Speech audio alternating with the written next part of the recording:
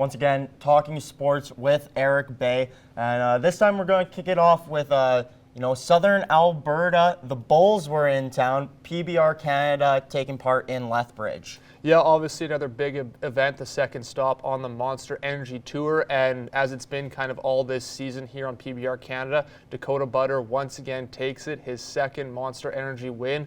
Previous win was the last event in Calgary, and he's really just taken this PBR world by storm right here. Obviously coming off a tough loss in the PBR Canada finals in Saskatoon in November. Was looking in the top seed there for the second day, but Dalen Swearengin came from behind, and now it seems like Dakota Butter is really that man on a mission. He's gone 10 for 10 here recently to start off the season in Canada. He's got 3 events, one here in town in Lloydminster, and at this point I really don't think he can be stopped. Obviously he's still looking for that PBR Canada crown, and just the way he's riding, and he's always been kind of a fiery guy, wants to ride well, so I don't think there's any stopping him here, especially with those momentum he's built. Yeah, you mentioned it. We saw him win here in Lloydminster, and then continuing that success, 10 for 10 as you mentioned.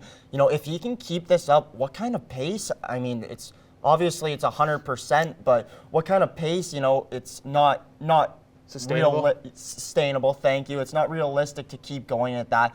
But if he can do 3/4 of what he's doing now, what would that mean for the end of his season? I mean, he doesn't even have to do 3/4. He could do half or just under half, right? I mean, if you look at it, 60% of your rides of riding those bulls is a really, really good season. Like the top guys are riding in kind of the mid to high 50s at best. So right now he's 100%, like you said, not sustainable, but the way he is and how he likes to ride, like he could even take a few events off, to say the least, and still be sitting well. He's 100 points above the next leader. So he set himself up real well, and again, it's all about starting well, but it'll be about how he finishes and be able to take home all those points at the finals. For sure, we'll be able to see if he can continue that success April 4th in Marwayne there. Now, keeping it, I guess, in a sort of rodeo setting, horse doping. Something you don't hear all the time, but in horse racing, 27 horses have been caught with horse doping, almost like the Lance Armstrong of the horse racing world, something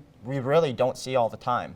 Yeah, so obviously just like baseball, just like cycling you mentioned there, the steroid era maybe has come upon us in horse racing, and again, obviously, it's a different one for me though, just because I guess when you look at it and the fact that it's cycling or even baseball, it's guys putting it into their bodies themselves, they're making that decision. But here, I think the added impact of it is the fact that it's trainers that are making the decision to put these drugs into these horses' system, and the possibility that they do overexert themselves and it comes to dangerous territory is what makes this even, I guess, a little bit more shady for me.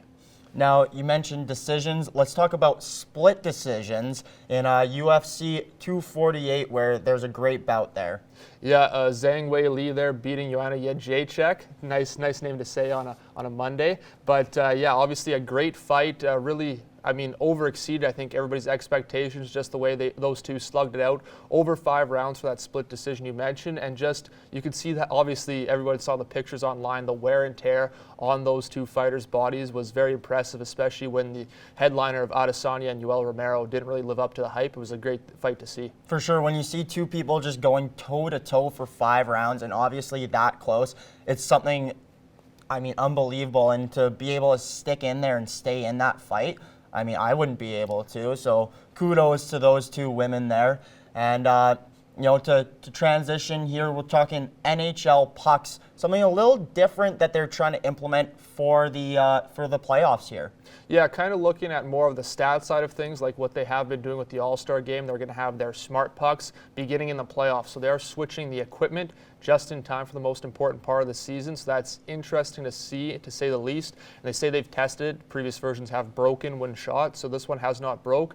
But again, I think it's just interesting that they'd pick this time here, such a crucial moment when, if something does happen, it's going to be scrutinized for years to come. And they said that they've thrown them into games like without players, without teams knowing. But then other players have said they can actually feel the difference between these new pucks and the original, solid pucks. So it is interesting that they can notice that difference. And I'm interested to see, if stick handling will change, if, people's shots aren't as accurate, different things like that. Sidney Crosby was one of the people that pointed out he can notice the difference. So, maybe his legendary backhand will change. I guess only time will tell, and we'll have to wait and see for the NHL playoffs.